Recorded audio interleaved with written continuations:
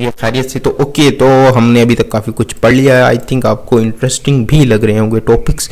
Basic और intermediate अभी basic हमने कंप्लीट कर ली, जिसमें इंट्रो, वेरिएबल्स, डाटा इवेल्स और ये सब कुछ थे। ऑलमोस्ट यहाँ तक थे, जहाँ तक 12th तक थे, मतलब कि 12 वीडियो नंबर तक थे। इसमें मतलब कि जो यहाँ पे टॉपिक्स हैं इसके अंदर भी अलग से हमने क्या किया था, प्रैक्टिस क्वेश्चन प्लस और भी ज़्यादा इसमें कॉन्सेप्ट्स कवर किए थे। ठीक है, तो फिर हमने दिस पढ़ा और दिस कीवर्ड के पढ़ा, ऊप्स हमने पढ़ी, ऊप के बारे में मतलब कि इन डेप्थ हमने चीज़ें कवर की। एक और चीज़, अगर आपको कोई चीज़ समझ नहीं आती ना, तो आप ऐसे कर सकते हैं कि आप उसका ना कमेंट में बताएं कि मुझे ये चीज़ समझ नहीं आई। ठीक है, तो फिर मैं Q&A सेक्शंस रखूँगा। आई थिंक वीक में रख लेना चाहिए एक मरतबा, जिसमें ये जो आपके मतलब कन्फ्यूजन्स है उसको दूर किया जाएगा। ठीक है ना। तो अब हम चलते हैं अपने आज के टॉपिक्स की तरफ, जिसमें हम पढ़ रहे होंगे synchronous versus asynchronous, call back pattern, call back help problem होती है, प्रोमिसेस क्या होता है, प्रोमिसेस चेनिंग क्या होती है, असिंक अवेट, और फिर कन्फ्यूजिंग, और एक छोटा सा क्वेश्चन प्रैक्टिस के लिए। ओके, तो सिंक्रोनस वर्सेस असिंक्रोनस। अब मैं आपको समझाता हूँ सिंक्रोनस का मतलब असल ज़िंदगी में क्या होता है। ठीक है, हम एक क्या कहते हैं, स्कूल में जब थे हम असेंबली में खड़े होते थे, जिसमें हम परेड वगैरह होती थी, मतलब कि जो भी कुछ एक्टिविटीज़ होती थी वो थी। ठीक है ना। उसके बाद असेंबली के बाद एंड होने के बाद हमें हमारे जो सर थे, टीचर्स थे, वो कहते थे क्लास में जाओ, सिंक्रोनसली जाना है बेटा आपने। ऐसे इस तरह नहीं बोलते थे, वैसे कहते थे कि आपने सिंक्रोनसली जाना है। मतलब क्या कि जो लाइन शुरू में है वो लाइन चलेगी, और जो लाइन शुरू में है उसका जो फर्स्ट स्टूडेंट है वो जाएगा, फिर उसके पीछे जो स्टूडेंट आएगा फिर वो जाएगा उसके पीछे, इस तरह से। उसको बोलते हैं सिंक्रोनाइज्ड। मतलब आपको समझाने की कोशिश करूँ कि सिंक्रोनाइज का मतलब क्या होता है। सिंक्रोनाइज लाइन बाय लाइन चलना, जैसे कि नंबरिंग, सिंपल और सबसे बड़ी एग्जाम्पल, नंबरिंग हमेशा सिंक्रोनाइज चलती है, जैसे 1 2 3 4 5 आता है। ठीक है, मतलब क्या, कोड के अंदर भी हम जो कोड लिखते हैं वो सिंक्रोनाइज्ड होता है। फॉर एग्जाम्पल लिख दो कंसोल डॉट लॉग, इसमें हम लिख सकते हैं 1, इसमें लिख दो A, इसमें कंसोल डॉट लॉग, इसमें लिख दो B, कंसोल डॉट लॉग, इसके अंदर C। अब ये कभी भी ऐसा नहीं होगा कि पहले A चलेगा फिर C चलेगा फिर B चलेगा। हमेशा क्या होगा, A B एंड C ही चलेंगे, A B and C he output में आएगा। ओके, इसको बोलते हैं सिंक्रोनाइज्ड, तरतीब से चलना, पहले ये चला फिर ये चला। इसको अगर थोड़ा सा और जूम कर लें, ये चला, A चला, B चला, C चला। ओके, इसको बोलते हैं सिंक्रोनाइज्ड। अब असिंक्रोनस क्या होता है कि सिंक्रोनस और ये देखो, ये ना एक कीवर्ड होता है असिंक का, SYNC, असिंक्रोनस। ठीक है, सिंक्रोनस एक कीवर्ड है। इसका मतलब क्या है कि फॉर एग्जांपल आप ऐसे समझो कि ना, एक हमारे पास बॉक्स है, एक बॉक्स है हमारे पास। अगर मैं इसमें कुछ आपको कारीगरी दिखाना चाहूँ, न्यू विंडो में जाकर हम इसमें जाकर कुछ ये आई थिंक वाइट बोर्ड के अंदर आई थिंक सो थोड़ा सा टाइम लेगा। अरे यार इंटरनेट का भी इशू है, चलो छोड़ो। देखो ABC ऐसे समझो, एक बॉक्स के अंदर चले गए, एक बॉक्स के अंदर चले गए। यार इसको थोड़ा सा प्रैक्टिकली अगर मैं दिखा सकता तो एक अलग ही मज़ा था उस चीज़ के अंदर। इसके अंदर कुछ है आई थिंक सो के कुछ भी नहीं है मेरे पास जिसमें मैं आपको ड्रा कर पाऊँ, आपको एक कॉन्सेप्चुअली दिखा पाऊँ चीज़ों को। अच्छा चलो छोड़ो यार, अब इसको ऐसे समझते हैं इंटरनेट का इशू है, इंटरनेट भी नहीं आ रहा, वरना आपको अभी तक चल जाती है चीज़। ओके, तो अब करना क्या, बेसिकली एक बॉक्स है, बॉक्स के अंदर क्या है, बॉक्स के अंदर ये हमारा कोड लिखा हुआ ABC लाइक दिस।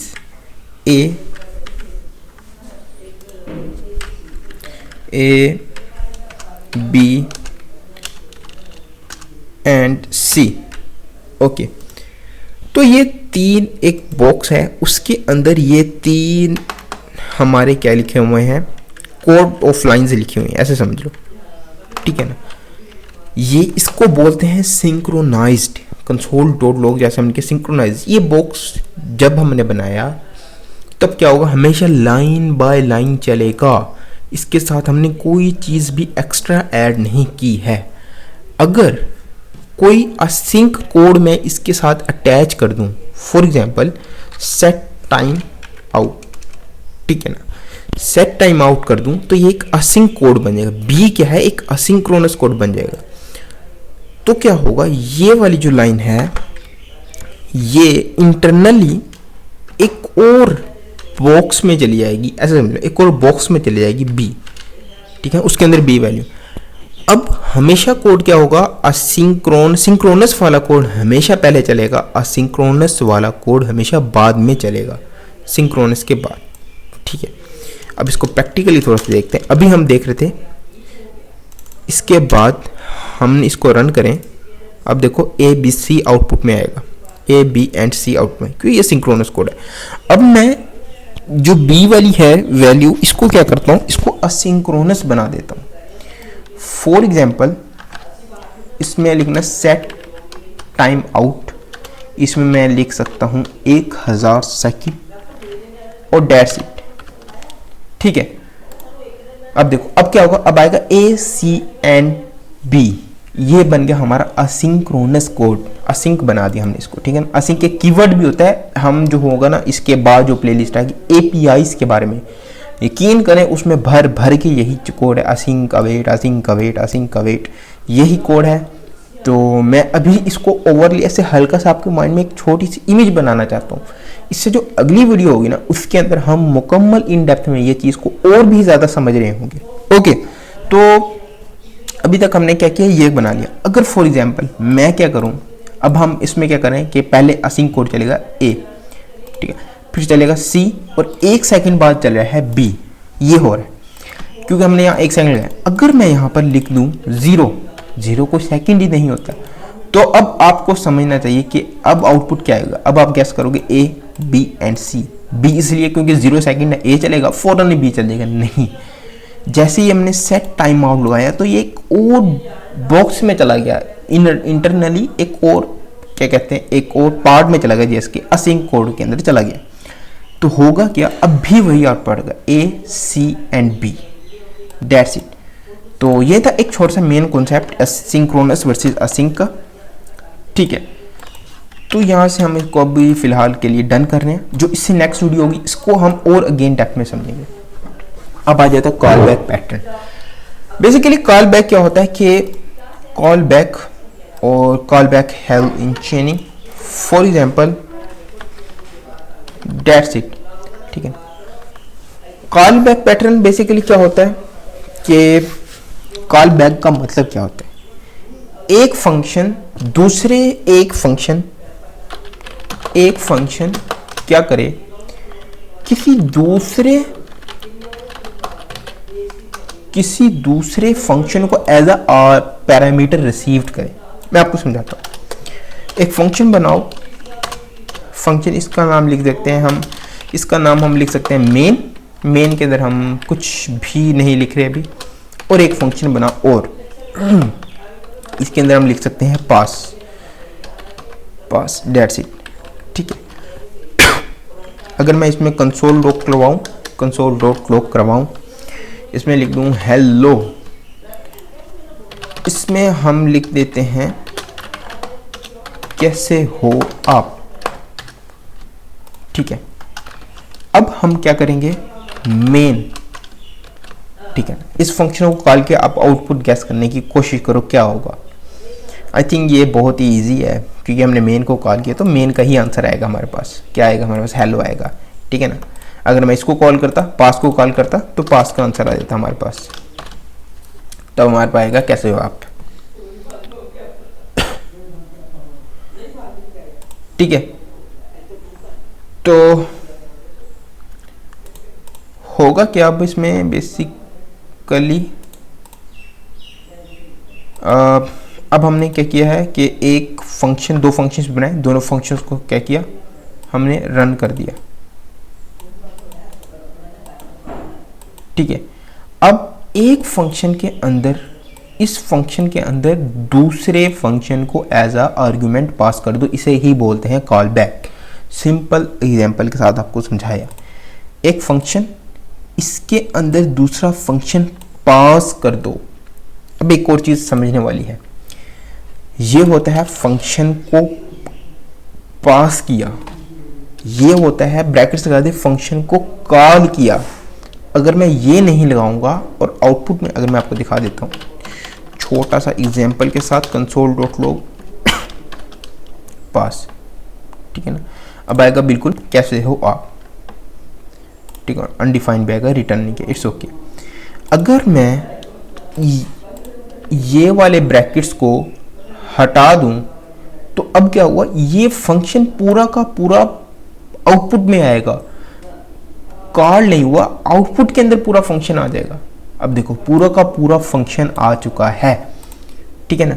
अगर मैं ये वाले ब्रैकेट्स लगा दूं तो इसका मतलब है हमने फंक्शन को कॉल किया है, हमने फंक्शन को कॉल किया है। देखो आउटपुट में क्या आएगा, कैसे हुआ, ठीक है ना। अब हम चलते हैं अपने कॉन्सेप्ट कॉल बैक की तरफ। एक फंक्शन के अंदर दूसरे फंक्शन को पास किया जाए, ठीक है। अब पैरम्स के अंदर एक कंप्लीट फंक्शन है पास नाम से, ठीक है ना। ऐसा समझ लो कि एक वेरिएबल बन गया, एक फंक्शन है ना, इसका न्यू नाम बन गया पैरम्स, जो भी हमने यहाँ पे लिखा होगा, ठीक है ना। अब आउटपुट में देखो क्या आएगा, दो चीजें आ रही होंगी, एक चीज आई बिल्कुल हेलो, ठीक है, क्योंकि हमने पैरम्स को कॉल इन किया, इस वजह से नहीं आ रहा। console.log पैरम्स को लो, अब क्या आ रहा होगा, हमारे पास एक फंक्शन आ रहा होगा। अभी ये वाला आउटपुट नहीं आया हमारे पास, जब मैं फंक्शन को कॉल करूंगा अब हमारे पास आउटपुट आएगा कैसे हो आप, और अनडिफाइंड भी साथ। ये था एक छोटा सा सिंपल सा एग्जांपल, ठीक है। आई थिंक आपको ये कॉल बैक भी समझ आ गया। मतलब क्या, एक फंक्शन के अंदर दूसरे फंक्शन को एज अ आर्गुमेंट पास किया जाए, यहाँ पर पास किया है, पैरम्स में रिसीव हुआ है, पैरम्स के अंदर अब ये कंप्लीट फंक्शन है, और इस फंक्शन को कॉल करने के लिए हमने पैरम्स, जो भी यहाँ नाम लिखा होगा उसका नाम, फिर ब्रैकेट्स लगाए, तो ये वाला फंक्शन कॉल्ड हो गया। इसे ही बोलते हैं कॉल बैक पैटर्न। अब कॉल बैक हेल्प प्रॉब्लम क्या होती है, ये इसमें क्या होता है कि इसमें नेस्टेड फंक्शंस के अंदर एक और फंक्शन, फिर एक फंक्शन एक किसी और को कॉल कर रहा होगा, एक फंक्शन फिर किसी और को कॉल कर रहा होगा, इस तरह से। इसे बोलते हैं call back help problem. For example कि ये प्रॉब्लम ये इस तरह से है, इसको हम कह सकते हैं call back help, call back help लिख देते हैं चलिए, ठीक है, call back help, okay okay, call back hello, बल्कि हेल लिखना था, हेल मतलब झन्नू, ठीक है ना। कॉल बैक हेल मतलब कि एक फंक्शन, मतलब नेस्टेड कॉल बैक्स हो रहे हो जब हमारे पास, जैसे कि अब हम क्या करेंगे, इस पास के अंदर एक और फंक्शन आर्गुमेंट्स पास कर देंगे, हम पास कर देंगे कॉल बैक हेल, ठीक है ना। अब इसके अंदर ये वाला पूरा फंक्शन है बेसिकली, ठीक है ना। अगर मैं इसको यहाँ से हटा दूँ, यहाँ पे हम एक पैरम्स लिख देते हैं और console.log नहीं करवाते, हम रिटर्न करवा देंगे पैरम्स को। तो मतलब ये call back help problem type से बन गई। आई थिंक इसमें कुछ गड़बड़ शड़बड़ भी होगी। ओके, कॉल बैक हेल्प नहीं हुई, आउटपुट आ चुका हमारे पास, ठीक है। तो ये थी एक कॉल बैक हेल्प प्रॉब्लम। ये दो टॉपिक्स हमारे कवर होगी। अब आता है प्रोमिसेस। अब प्रोमिसेस, अब असल जिंदगी में देखो यार, जैसे कि उसने तुम्हारे साथ प्रोमिस किया था, इससे बढ़िया एग्जांपल क्या हो सकती है दोस्तों, जैसे उसने तुम्हारे साथ प्रोमिस किया था और वो प्रॉमिस पर नहीं उतर पाए। यार एग्जांपल है यार, जस्ट फॉर फन यार। ओके, अब प्रॉमिस क्या होता है, जब भी आप किसी से प्रॉमिस करते हो तो इसकी दो ही कंडीशन होती हैं। प्रॉमिस क्या होगा, रिजोल्व होगा या रिजेक्ट होगा, तीसरी कोई कंडीशन ही नहीं है। ठीक है, प्रॉमिस जैसे कि फॉर एग्जाम्पल हम कहते हैं कि मैं प्रॉमिस करता हूं कि कल जो दिन होगा वो होगा, फॉर एग्जाम्पल कल जो महीना होगा वो होगा अगस्त का। अगस्त तो गुजर गया बहुत देर पहले, फॉर एग्जाम्पल अगस्त का होगा महीना, ठीक है ना। अब मैं यह झूठ बोल रहा हूँ या सच बोल रहा हूँ। अगर मैं सच बोलूँगा तो आउटपुट आ जाएगा, झूठ बोलूँगा तब भी आउटपुट आएगा। अब इसका सिंटैक्स क्या होता है इस तरह का। अब हम क्या करेंगे, हम करेंगे इसका एक सिंटैक्स आपको दिखाना चाहता हूँ। फॉर एग्जाम्पल कॉन्स्ट हम लिख सकते हैं result equals to new, promise को हमेशा न्यू कीवर्ड के साथ कॉल करना है, ठीक है। New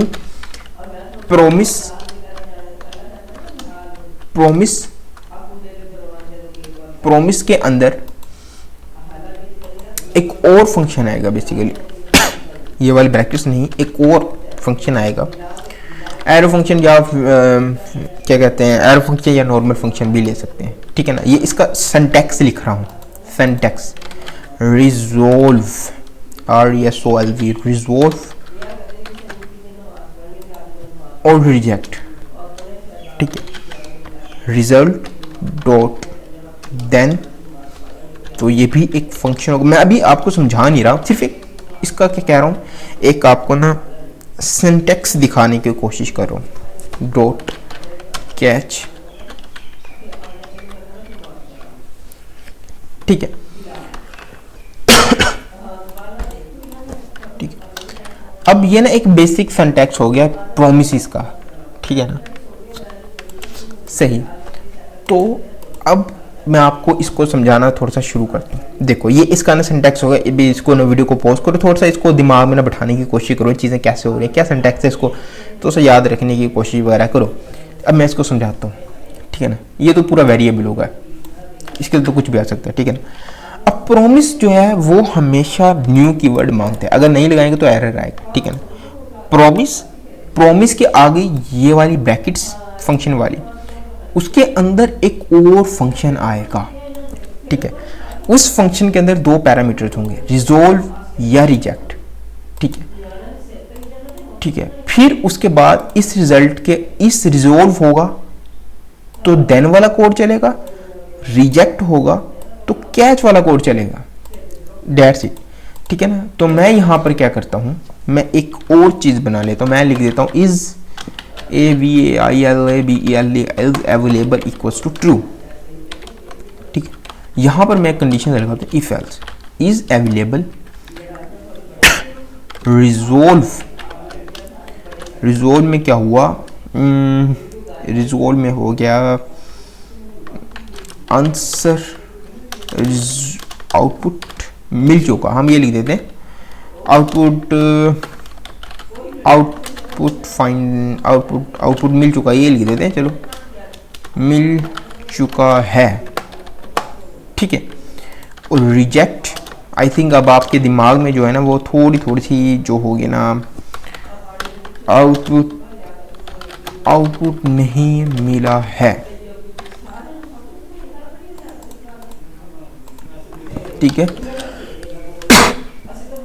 okay. तो अब देखो क्या होगा,